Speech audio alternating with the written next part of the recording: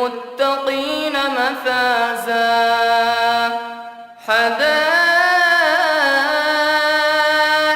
وأعنابا وكواعب أترابا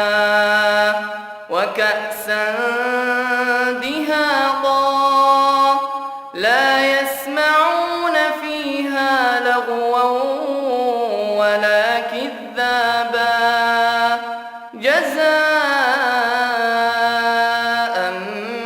من ربك عطاء حسابا رب السماوات والأرض وما بينهما الرحمن لا يملكون منه خطابا يوم يقوم الروح والملائكة صفا لا يتكلمون إلا من أذن له الرحمن وقال صوابا ذلك اليوم الحق فمن شاء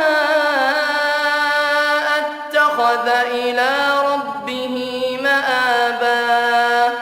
إنا أنذرناكم عذابا قريبا يوم ينظر المرء ما قدمت يداه ويقول